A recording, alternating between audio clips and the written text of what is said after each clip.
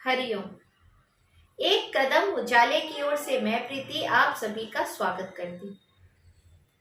अन्न को ब्रह्म का रूप माना गया है। भगवत गीता में आहार को 3 श्रेणियों में विभक्त किया गया है, सात्विक, राजसिक और तामसिक। इसके अलावा आहार जिस स्रोत से अथवा साधन से हमें उपलब्ध होता है, उसका भी बहुत महत्व है हमारे गुण, कर्म, स्वभाव और संस्कारों के निर्माण में। अगर भोजन दूषित अथवा पाप कर्मों से युक्त होता है, तो ऐसा भोजन करने से हमारे मन और बुद्धि, विचार दूषित होते हैं। दूसरी तरफ अगर भोजन शुद्ध होता है, तो इसका असर हमारे अंतःकरण पर शुद्ध और पवित्र पड़ता है।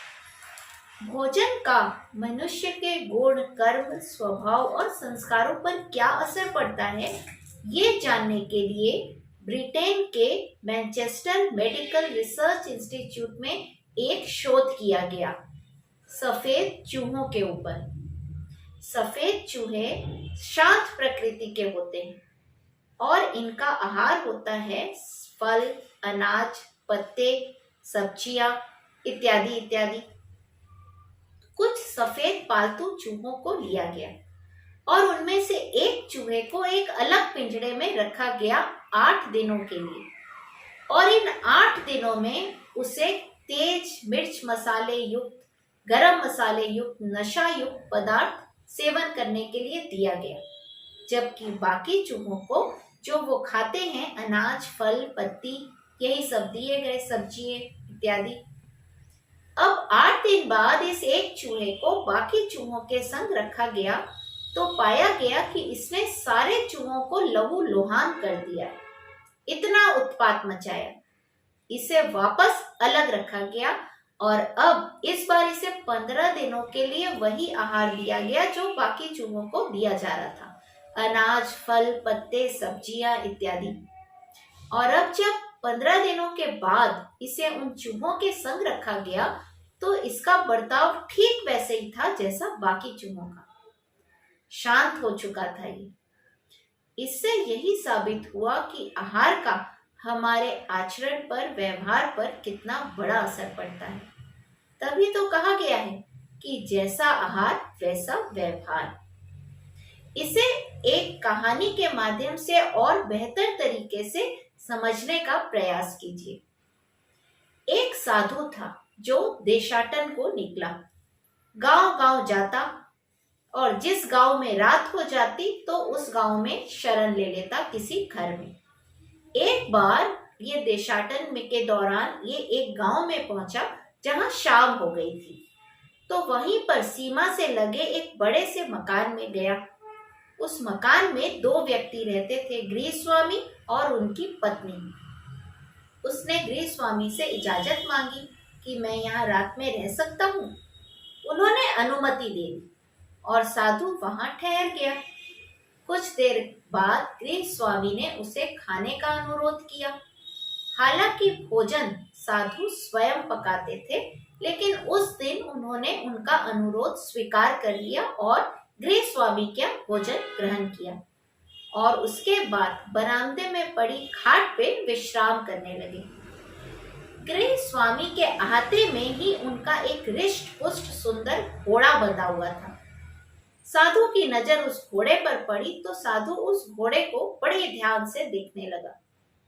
उसके मन में विचार आया कि इतना सुंदर और रिष्ट पुष्ट घोड़ा अगर ये मुझे मिल जाए तो मेरे लिए देशाटन कितना आसान हो जाए।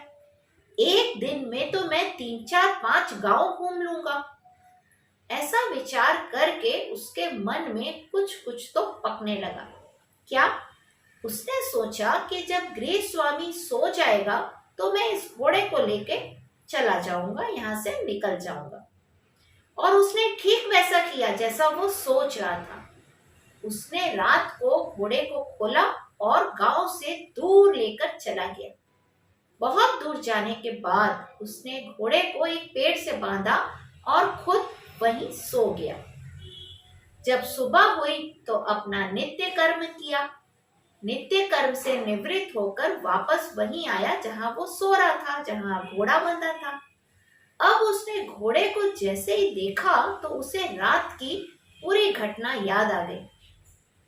साधु ने सोचा कि ये मैंने क्या किया, मैं तो साधु हूँ, साधु होकर मैंने चोरी करी, मैंने बहुत गलत किया। अब मैं इस भूल को सुधारूंगा और जिनका ये घोड़ा है मैं उन्हें वापस कर दूंगा।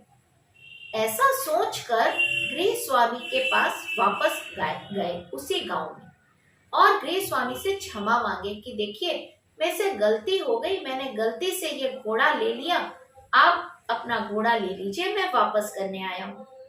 गृह स्वामी बोले कि ये साधु है, चलो ठीक है, गलती हो गई। लेकिन साधु के मन में एक विचार आया कि कल रात को तो मैंने इन्हीं के घर में भोजन किया था, तो आखिर क्या कारण है जो मुझे ऐसी दुर्बुद्धि हुई, कहीं इसका कारण ये अन्न तो नहीं। ऐसा विचार करके उन्होंने गृह स्वामी से पूछा कि सेठ जी आप क्या काम करते हैं, आपकी आजीविका क्या है। तो गृह स्वामी तो पहले कतराते रहे, लेकिन फिर साधु जानकर उन्होंने उसे सत्य बताया कि साधु जी मैं एक चोर हूँ और उसी के द्वारा मैं अपनी जीविका चलाता हूँ, मुझे और दूसरा कोई काम नहीं आता। तब ये साधु ने सोचा कि चोरी का अन्न जब मेरे पेट में गया तभी तो मुझे ये कुबुद्धि आई चोरी करने की, वरना तो ये नहीं आती। तो ऐसा होता है अन्न का असर कि जैसा खाओ अन्न वैसा हो मन। इसीलिए आहार की शुद्धता हमारे शास्त्रों में भी बताई गई है। जब भी हम कभी व्रत या उपवास करते हैं तो उस दिन हम फल, अनाज, ये सब फल खाते हैं, सात्विक आहार लेते हैं।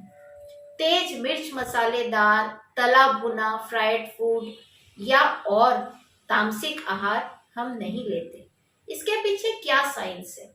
इसके पीछे यही साइंस काम करता है कि अगर हमारा आहार शुद्ध है, सात्विक है, तो उस दिन हमारी प्रकृति शांत रहेगी, हमारे व्यवहार में, हमारे आचरण में नरमियत रहेगी, क्रोध उत्तेजना नहीं रहेगी, जो कि उपवास वाले दिन खास वर्जित होती है।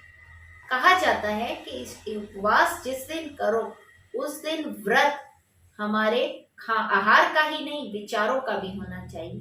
तो किन विचारों का व्रत होना चाहिए? उस दिन क्रोध न करो, लड़ाई झगड़ा न करो, उग्रता नहीं हो हमारे स्वभाव में, और ये उग्रता का दमन करता है सात्विक आहार। इसी तरह तामसिक आहार जो कि राक्षसों का भोजन है, तो देखिए उनके व्यवहार में किस तरह की उग्रता है, किस तरह की है। आज कहते भी हैं कि दानव जैसा व्यवहार मत करो। इसका अर्थ यही है कि अत्यधिक क्रोध, अत्यधिक हिंसा मत करो।